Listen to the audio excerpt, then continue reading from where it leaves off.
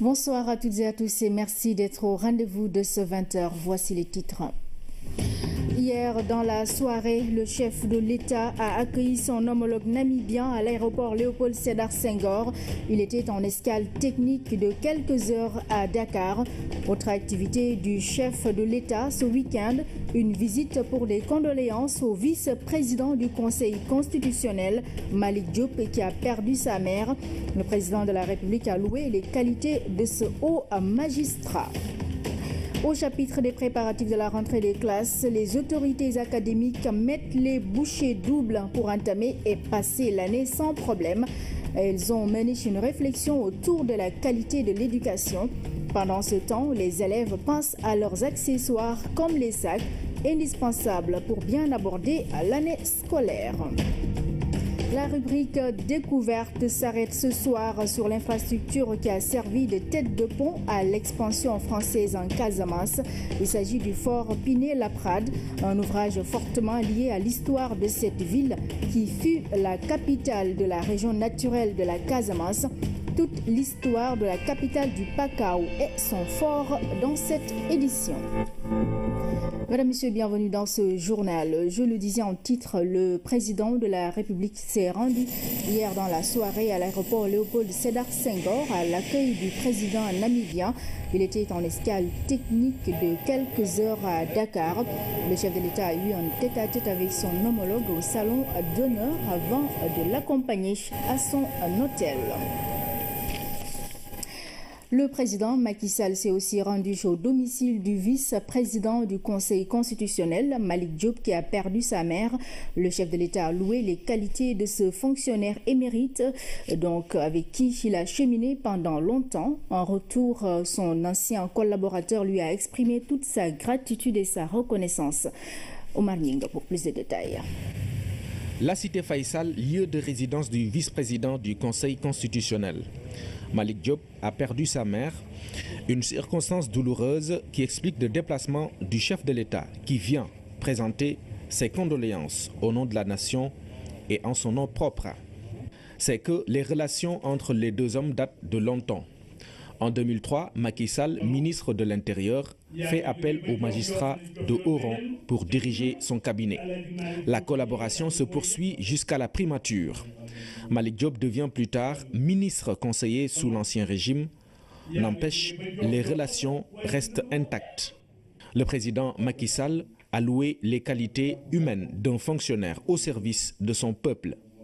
Il avait même pensé en faire le président du Conseil constitutionnel. Mais le choix aurait suscité débat compte tenu des liens évoqués plus haut. Malick Diop est tout aussi à l'aise lorsqu'il parle du président Macky Sall. Son élection à la tête du pays n'a pas été une surprise pour lui. Il a vu venir le rendez-vous du 25 mars 2012, compte tenu des aptitudes d'homme d'État qu'il a toujours constatées chez le président de la République. Aujourd'hui encore, il lui marque toute sa gratitude, toute son amitié, toute sa reconnaissance pour avoir fait le déplacement à l'occasion de la disparition de sa mère.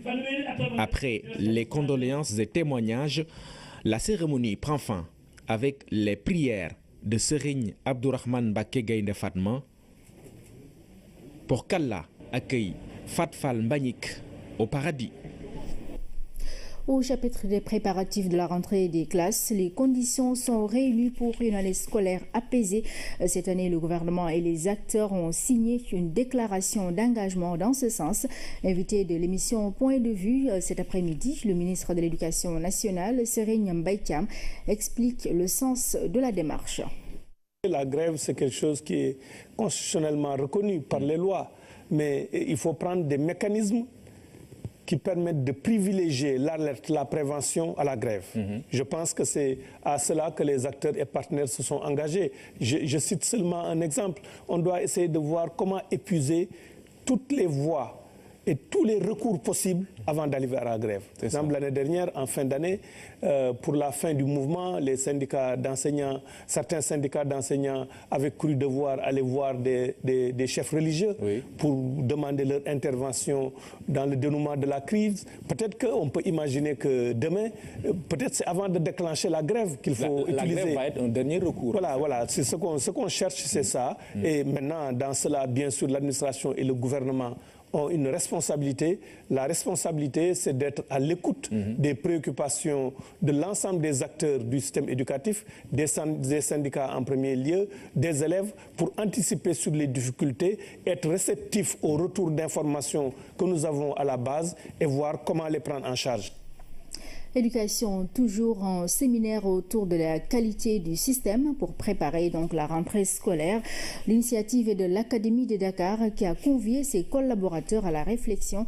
Tous s'engagent pour une année scolaire stable. Pape Koulingom compte rendu. Ce séminaire de l'inspection d'Académie de Dakar s'inscrit en droite ligne des orientations données par le ministère de l'Éducation nationale. Il s'agit d'améliorer le quantum horaire avec un démarrage des cours dès les premiers jours de la rentrée. Le deuxième objectif, c'est d'améliorer le pilotage pédagogique. Travailler à une gestion plus rationnelle du personnel. Pour l'année scolaire 2016, l'Académie de Dakar a enregistré de bons résultats à tous les niveaux du système. Cependant, les acteurs veulent hisser la batterie haut et cela passe par un changement de paradigme. À tous les niveaux, les performances scolaires ont connu un bond. Consolider les acquis, mais les améliorer. Si on est là, c'est parce que nous estimons que nous ne faisons pas davantage. Et il faut le faire. Si on veut améliorer les performances scolaires, la principale orientation, c'est d'aller vers les progressions harmonisées. Évaluer ensemble et mettre en place un bon dispositif de remédiation. Dans l'exécution de son programme décliné dans le PTA, plan de travail annuel, l'Académie de Dakar a bénéficié d'un soutien de taille. Nous allons prévoir dans le budget de 2017 des sommes assez importantes pour les besoins de ces établissements, particulièrement pour les progressions harmonisées. Nous envisageons 25 millions. Maintenant, il reste à la commission éducation et au conseil municipal de voter cette somme. Ce séminaire de rentrée a été aussi une occasion pour renforcer et consolider le partenariat entre l'Académie et la Fondation Sonatel. Il reste plus que 3 jours avant la rentrée des classes. C'est le moment pour les jeunes écoliers de se procurer de nouveaux vêtements, mais aussi et surtout d'un nouveau sac, un objet indispensable pour une bonne année scolaire. Elimandawa a fait le tour de quelques boutiques et marchés pour constater l'activité autour de la vente de cet accessoire. Donc, c'est un reportage signé Elimandawa. Un objet indispensable pour les écoliers. À quelques jours de la rentrée, les marchands de sacs à dos ne se plaignent pas. Le chiffre d'affaires journalier est dans le vert. Ça dépend, il y a 15 000, 15 000, c'est pas pour dire, 15 000, c'est tout le monde. Tous les jours, j'essaie de récolter 15 000 francs. Par contre, dans les boutiques, c'est pas encore le grand rush. Une semaine d'ouverture de classe, bon, les clients ne viennent pas pour le moment. On attend parce que jusqu'à la fin du mois peut-être. Wow, bon, comme d'habitude. Comme d'habitude, les Sénégalais attendent les derniers moments pour acheter. Il n'empêche qu'il y a certains qui viennent tout de même.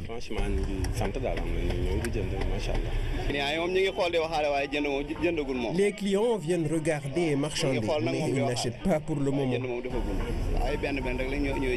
Des sacs divers et variés sont exposés dans les différentes boutiques avec des motifs de super-héros, de dessins animés. Certains sont même à l'effigie de lutteurs. Il y en a pour tous les goûts et pour toutes les bourses. Si c'est des modèles très résistants, très solides, si c'est pas trop cher, quoi. Ça coûte 6 000 francs, c'est bon. Tu peux prendre même 2 ans. Hein. Ouais. Cette dame est venue faire des courses pour la rentrée avec ses neveux. Après l'achat de vêtements, les enfants promènent leur tente dans les artères bondées du marché Sandaga. Ils n'hésitent pas à pointer du doigt l'objet de leur désir. Après un bref marchandage, elle achète le sac qui plaît bien aux enfants. Parce que c'est plus joli.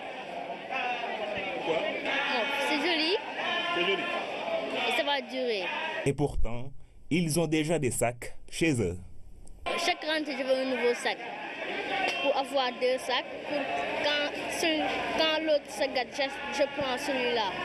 Ce sont mes neveux, donc chaque année je viens avec eux au marché pour leur acheter des sacs. Bien vrai qu'ils en avaient des sacs tout neufs, mais vous savez les enfants, ils veulent toujours acheter du neuf. Alors on est revenu alors qu'ils avaient déjà leur sac. Bon, pour chaque sac, j'ai payé 5 000 francs. Après l'achat du contenant, prochaine étape le contenu, à savoir les fournitures, pour que tout soit complet pour une bonne année scolaire. Voilà pour le chapitre consacré aux préparatifs de la rentrée des classes. Octobre est le mois dédié à la lutte contre le cancer du sein. Pour ce faire, la sensibilisation et le dépistage sont les activités phares. Le but visé est la prise en charge précoce de la maladie. Ramatadem nous en parle. Octobre rose, le mois dédié au cancer chez la femme, celui du sein en particulier. Nombreuses sont les femmes qui chaque année luttent contre le cancer. 6 000 nouveaux cas enregistrés chaque année, dont 2 000 cas de cancer du sein. Octobre rose est l'occasion pour les spécialistes de la santé de mieux sensibiliser les femmes pour des dépistages précoces. C'est le moment de s'arrêter, de voir ce qu'on a fait pendant l'année précédente, mais également c'est le moment d'insister encore, d'informer la population, de faire des plaidoyers auprès des autorités pour une amélioration des conditions de prise en charge des malades. C'est vraiment le moment utilisé dans tous les pays pour parler du cancer du sein, pour dire que c'est une maladie qui existe, pour dire que ce n'est pas une fatalité. Il est possible de guérir ce cancer, mais à condition que les gens viennent à des stades précoces de leur maladie. C'est extrêmement important puisque cela permet de déceler les cancers du sein à un stade précoce. Et ceci est fondamental en termes de survie, en termes de possibilités thérapeutiques. Octobre Rose 2015 a eu des résultats satisfaisants puisque des décisions très importantes ont été prises par l'État avec la nouvelle politique de la pharmacie nationale d'approvisionnement, celui de rendre les médicaments accessibles à tous, a mis en place un système d'appel d'offres avec les génériques, ce qui a conduit à baisser fortement les prix des chimiothérapies. Le fait d'inscrire ces médicaments anticancéreux parmi les médicaments essentiels, le rôle de l'appel d'offres qui va impacter sur le prix de certaines molécules, des ampoules qui coûtaient 400 000 francs sont devenues accessibles. Donc la plupart des protocoles de chimiothérapie classiques sont accessibles à la majorité, mais il faut tendre vers une gratuité, surtout de certaines molécules.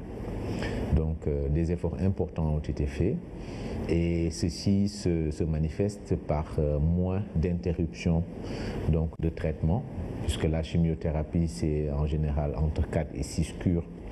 Et il nous arrivait souvent d'avoir des malades qui arrêtent carrément leur chimiothérapie ou bien qui vont retarder les cures, espacer les cures, ce qui va avoir un impact sur la qualité de la réponse.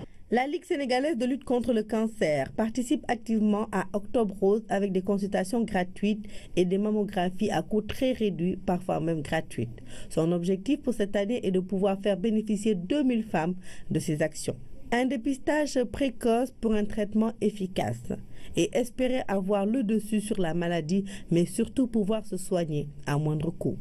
On a eu à détecter des cancers débutants chez des femmes. Et même lors de notre journée de dépistage, ici au niveau de la Ligue l'année dernière, du 10 octobre, on a eu à examiner des femmes qui avaient un cancer débutant et qui sont en cours de traitement, là, qui sont pratiquement à la fin de leur traitement. Parce qu'un cancer vu tôt se guérit à 100%. Aujourd'hui, ces femmes ne souhaitent qu'une chose, guérir. Guérir pour espérer voir leurs enfants grandir et pour cela, elles appellent à l'aide les plus hautes autorités de ce pays. Et c'est par une conférence sur divers aspects du cancer que l'association humanitaire HPS a démarré Octobre Rose. Plusieurs femmes ont pris part à cette rencontre et certaines d'entre elles ont témoigné devant une assistance attentive. En un peu plus de 3 années d'existence, cette association a aidé près d'une centaine de malades, des femmes au moins limitées, nous dit Oumar Diaw. Non au cancer. Non au cancer. Une voix de contralto accompagne les notes plaintives de violon d'un jeune garçon. Octobre vient rappeler le danger que représente le cancer, contre lequel d'innombrables malades se battent. Une journée de réflexion sur le cancer du sein et du col de l'utérus avec notre commission scientifique, nos partenaires, avec les malades que nous suivons pour réfléchir sur la question du cancer du sein. HPS, House of Peace and Sharing, est une jeune association née en fin 2012 à Grand-Yoff de la volonté d'un couple, Luc et Madeleine, à Sogba. L'objectif principal de cette association du cœur est de soulager, de dépister, de prévenir et de traiter. Actuellement, nous avons 67 patientes en charge. Toutes ces patientes-là sont des personnes qui nous ont été soit référées, ou bien ce sont des patientes que nous avons eu à contacter lors de nos dépistages. En quelques années d'existence, HPS a redonné espoir et sourire à des dizaines de femmes. J'avais terminé mes traitements en 2012. Malheureusement, j'ai récidivé en 2015.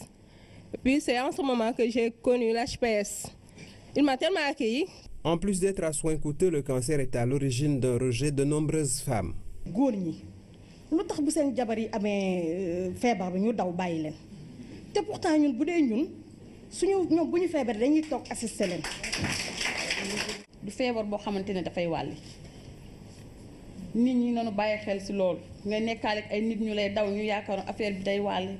Le cancer fait partie des maladies non transmissibles.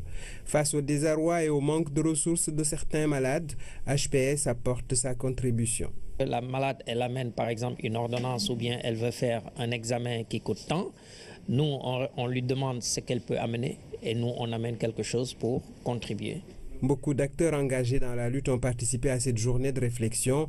Certains ont mis de côté leurs fonctions pour exprimer juste une solidarité et un engagement personnel. J'ai suivi tout à l'heure avec attention, vraiment avec émotion, les témoignages qui ont été faits par les femmes. Et là, je me rends compte effectivement qu'il y a un grand effort à faire en termes de sensibilisation. En plus des activités de sensibilisation, de prévention et de promotion de la santé, l'association humanitaire contribue à l'accompagnement thérapeutique et au soutien psychosocial des malades. Un camion malien en provenance de Dakar transportant du ciment a fini sa course hier dans le Nyeriko à hauteur de Ouassadou, à 60 km de Tambacounda. Le véhicule a raté le virage pour s'immerger complètement dans cet affluent du fleuve Gambie, avec à son bord 2 individus. Les pompiers sur place pendant toute la journée du samedi n'ont rien pu faire. Ils sont présentement en opération pour faire sortir les corps. Nous y reviendrons dans nos prochaines éditions. L'évocation du nom fait penser à la ville sainte de Touba. Pourtant, elle se trouve dans la région de Thiès, département de Tivaouane. Cette ville est celle de Darou Khoudoss, devenue commune voisine de Mboro. Beaucoup de potentialités existent dans ce terroir qui manque toujours de popularité. Darou Khoudoss, présenté par Philomène Constance Diagne. Elle est née des cendres de la communauté rurale de Mboro. Devenue commune avec l'avènement de l'acte 3 de la décentralisation, Darou Khoudoss continue de garder ses repères d'origine. Avant, c'était l'ancienne communauté rurale de Mboro. L'ancienne communauté rurale, c'est-à-dire la commune de Mboro et la commune de Darou comprises. C'était une seule collectivité locale, communauté rurale de Mboro. Donc c'est là d'où vient le nom de Mboro. Mais quand il y a eu le découpage du temps du président Wade, je pense bien, c'est en ce moment-là que Mboro est parti en commune et tout le reste du terroir est resté communauté rurale. Et donc pourquoi le nom de la commune de Darou Khoudoss? Le chef-lieu là où nous nous trouvons, c'est le village de Darou Khoudoss. Donc raison pour laquelle on a donné le nom de la communauté rurale à Darou Khoudoss. C'est la raison pour laquelle le nom de Mboro surplombe toujours le nom de Darou Khoudoss. Cette collectivité nichée dans la zone des Niayes était un village officiel. Elle a été créée par un disciple de Cheikh Ahmadou Bamba, d'où son nom de Darou Khoudoss, qui fait penser à la ville sainte de Touba.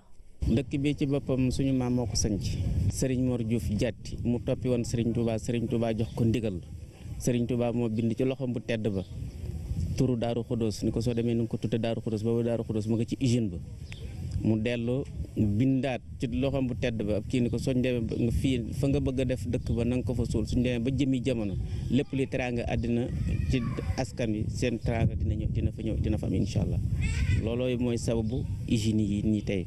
Une terre bénie si l'on en croit l'histoire. Aujourd'hui, la commune bénéficie de beaucoup de ressources.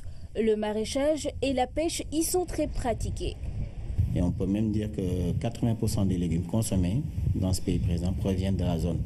Parce que vous voyez toujours, tous les légumes vont à Castor, vont à Thiaroye, et même les camions de la Mauritanie viennent au niveau de la localité pour chercher des légumes. Donc vous voyez ce que ça fait. La pêche aussi est très importante. C'est Fass Boye qui est le plus grand centre de pêche, mais qui polarise Mboro-sur-Mer, Diogo-sur-Mer et Lite, qui sont aussi des ports de pêche. Je peux dire que la production ou bien le débarquement sont très importants parce que ça avoisine les 30 000 tonnes par an dans le département, dont les 25 000 tonnes presque à Fass Boye. Il y a aussi une forte potentialité des industries. Les industries sont très présentes au niveau de la localité de Darou Khoudoss. Darou Khoudoss, zone agricole riche en ressources maritimes, mais aussi industrielle avec l'implantation d'usines comme les ICS. Leur présence avait fini de renforcer l'économie dans la zone. Mais la crise qui a secoué les ICS il y a quelques années a brisé l'élan de la localité. Depuis les Blancs, c'est ICS qui assure tout au niveau local, les écoles, les postes de santé, il y avait tout était assuré par les ICS. Depuis la crise, il fut des moments, on a presque senti, on n'a plus l'appui qu'on avait. On avait des problèmes, il ne restait que l'État. Mais depuis un moment, nous avons vu l'arrivée de Ndorama. Ils sont là et que le redémarrage des activités industrielles a commencé et que les populations ont beaucoup d'espoir que ça va revenir à la normale. Une industrie de la taille des ICS ou bien des GCO devrait carrément refléter quelque chose au niveau de la localité.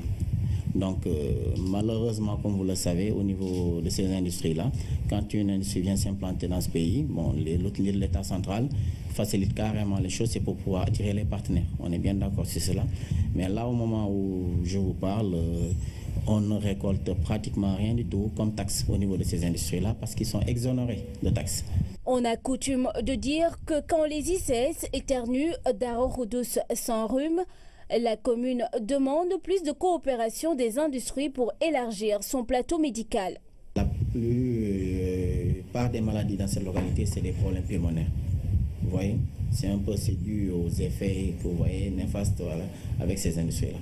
Donc ce qui est sûr, on n'a que des postes et des cases de santé. C'est pas possible.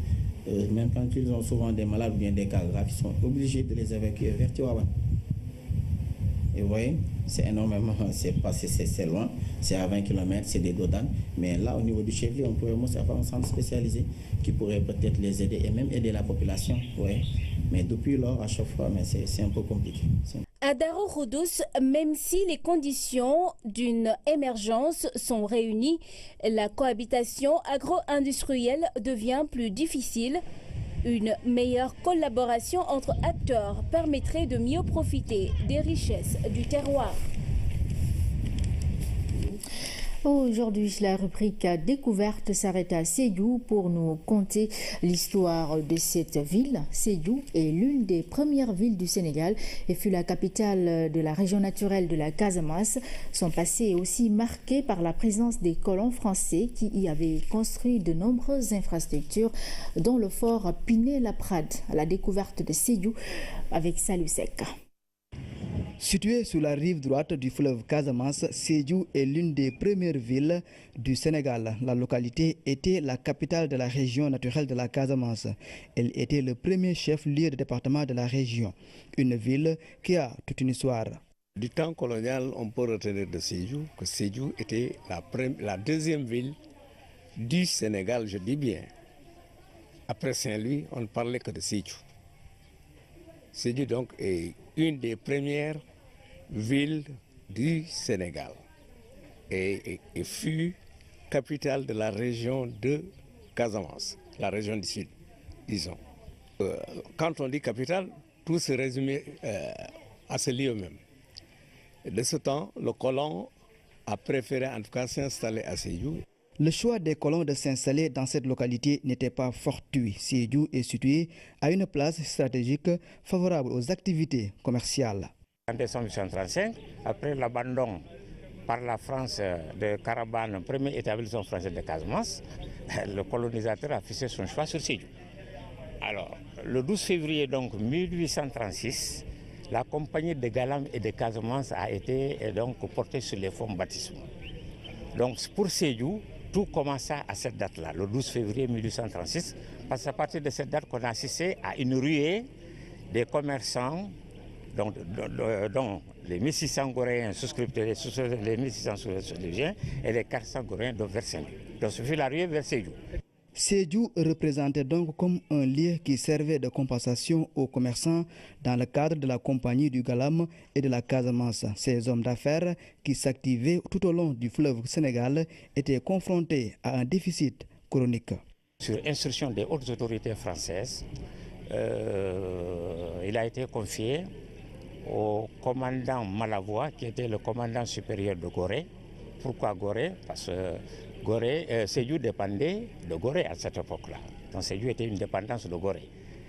Alors, donc, soin doit être donné à Malavoie, eh bien, de découvrir un endroit qui puisse offrir un certain nombre d'avantages au commerce français, notamment à la compagnie de Galam.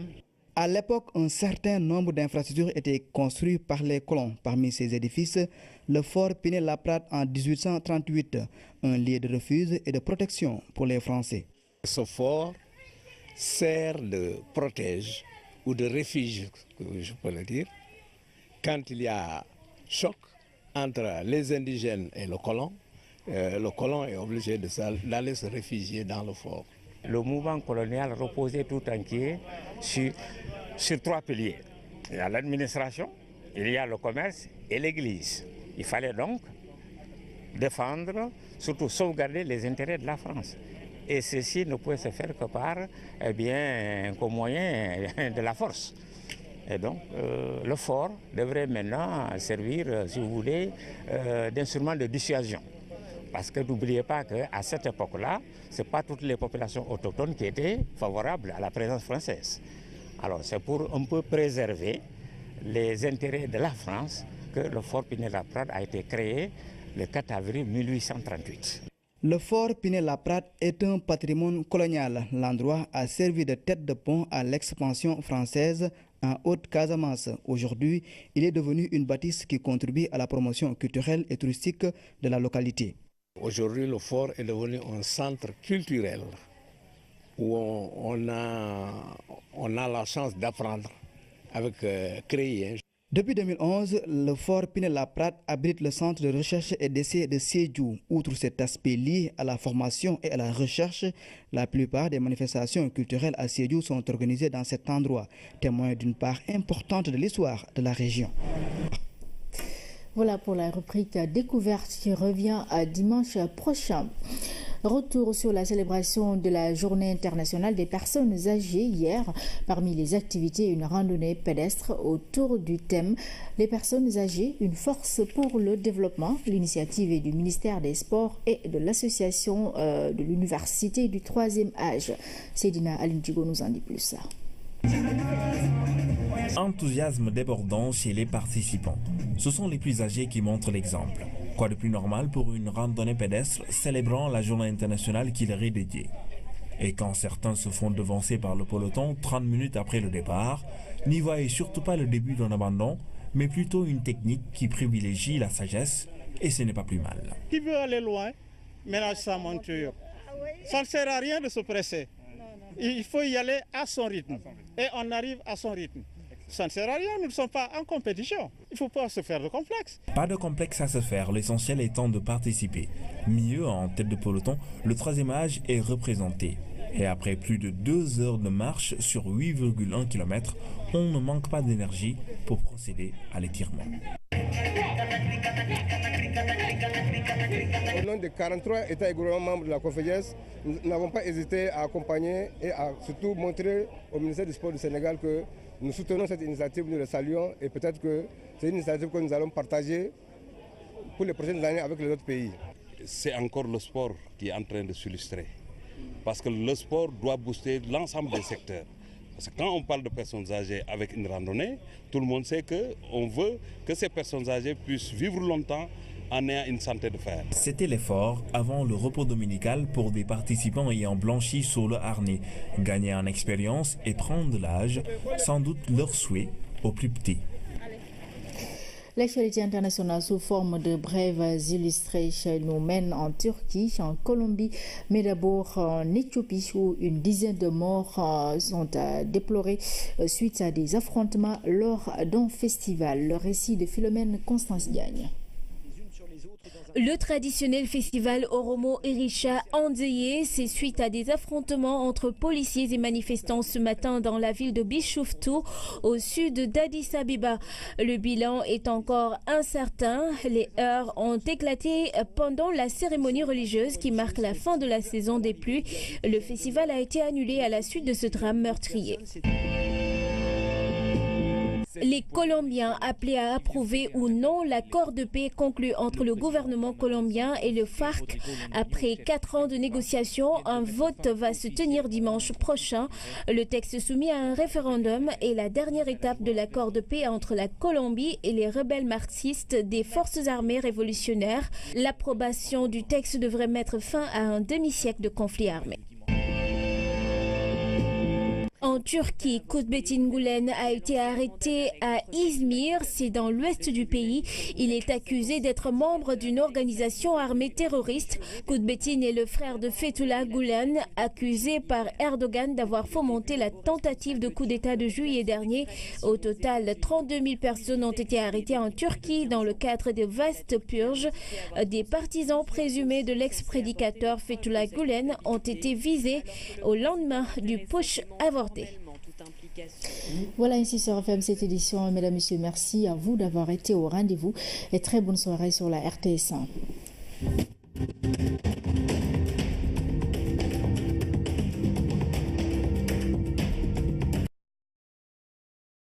Je cite seulement un exemple. On doit essayer de voir comment épuiser toutes les voies et tous les recours possibles avant d'arriver à la grève. Par exemple, l'année dernière, en fin d'année, pour la fin du mouvement, les syndicats d'enseignants, certains syndicats d'enseignants avaient cru devoir aller voir des chefs religieux pour demander leur intervention dans le dénouement de la crise. Peut-être qu'on peut imaginer que demain, peut-être c'est avant de déclencher la grève qu'il faut utiliser. La grève va être un dernier recours. Voilà, c'est ce qu'on cherche, c'est ça. Et maintenant, dans cela, bien sûr, l'administration et le gouvernement ont une responsabilité. La responsabilité, c'est d'être à l'écoute des préoccupations de l'ensemble des acteurs du système éducatif, des syndicats en premier lieu, des élèves, pour anticiper sur les difficultés, être réceptif au retour d'informations que nous avons à la base et voir comment les prendre en charge.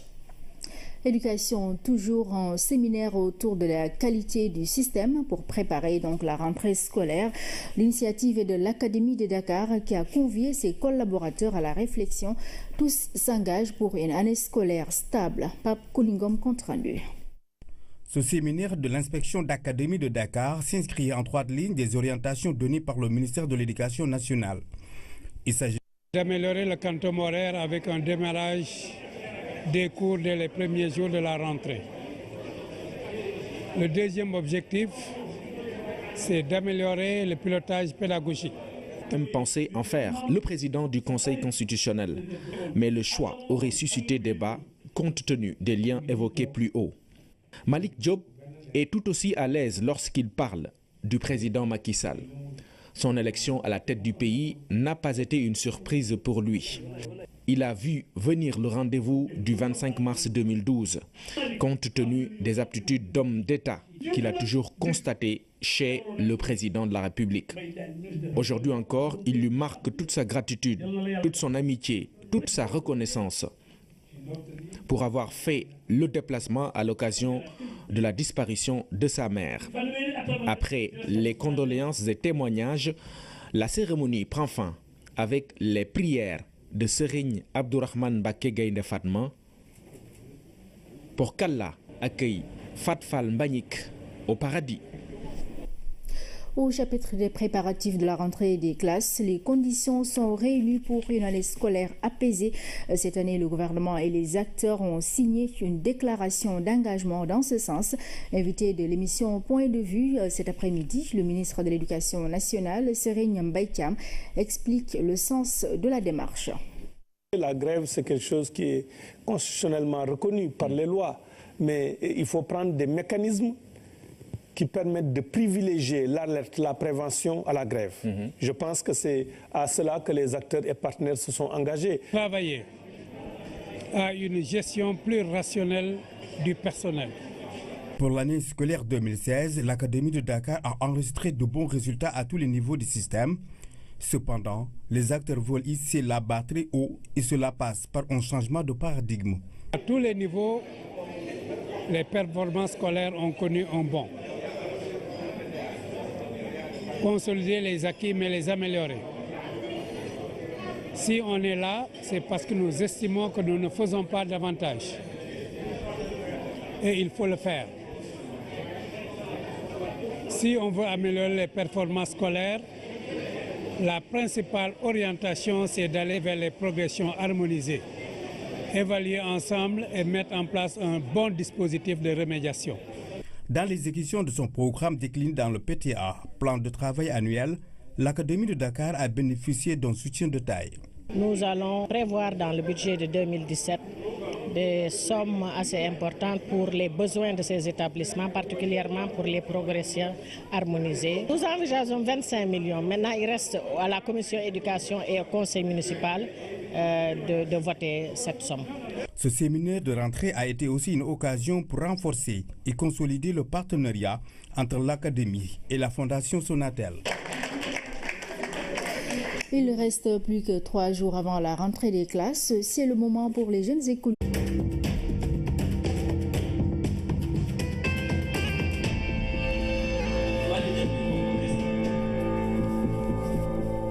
Bonsoir à toutes et à tous et merci d'être au rendez-vous de ce 20h. Voici les titres. Hier, dans la soirée, le chef de l'État a accueilli son homologue namibien à l'aéroport Léopold Sédar Senghor. Il était en escale technique de quelques heures à Dakar. Autre activité du chef de l'État ce week-end, une visite pour des condoléances au vice-président du Conseil constitutionnel, Malick Diop, qui a perdu sa mère. Le président de la République a loué les qualités de ce haut magistrat. Au chapitre des préparatifs de la rentrée des classes, les autorités académiques mettent les bouchées doubles pour entamer et passer l'année sans problème. Elles ont mené une réflexion autour de la qualité de l'éducation. Pendant ce temps, les élèves pensent à leurs accessoires comme les sacs, indispensables pour bien aborder l'année scolaire. La rubrique découverte s'arrête ce soir sur l'infrastructure qui a servi de tête de pont à l'expansion française en Casamance. Il s'agit du fort Pinet-Laprade, un ouvrage fortement lié à l'histoire de cette ville qui fut la capitale de la région naturelle de la Casamance. Toute l'histoire de la capitale du Pakao et son fort dans cette édition. Mesdames, Messieurs, bienvenue dans ce journal. Je le disais en titre, le président de la République s'est rendu hier dans la soirée à l'aéroport Léopold Sédar Senghor à l'accueil du président namibien. Il était en escale technique de quelques heures à Dakar. Le chef de l'État a eu un tête-à-tête avec son homologue au salon d'honneur avant de l'accompagner à son hôtel. Le président Macky Sall s'est aussi rendu au domicile du vice-président du Conseil constitutionnel, Malick Diop, qui a perdu sa mère. Le chef de l'État a loué les qualités de ce fonctionnaire émérite, donc avec qui il a cheminé pendant longtemps. En retour, son ancien collaborateur lui a exprimé toute sa gratitude et sa reconnaissance. Omar Nying pour plus de détails. La cité Faïsal, lieu de résidence du vice-président du Conseil constitutionnel. Malick Diop a perdu sa mère, une circonstance douloureuse qui explique le déplacement du chef de l'État qui vient présenter ses condoléances au nom de la nation et en son nom propre. C'est que les relations entre les deux hommes datent de longtemps. En 2003, Macky Sall, ministre de l'Intérieur, fait appel aux magistrats de haut rang pour diriger son cabinet. La collaboration se poursuit jusqu'à la primature. Malick Diop devient plus tard ministre conseiller sous l'Ancien Régime. N'empêche, les relations restent intactes. Le président Macky Sall a loué les qualités humaines d'un fonctionnaire au service de son peuple. Il avait même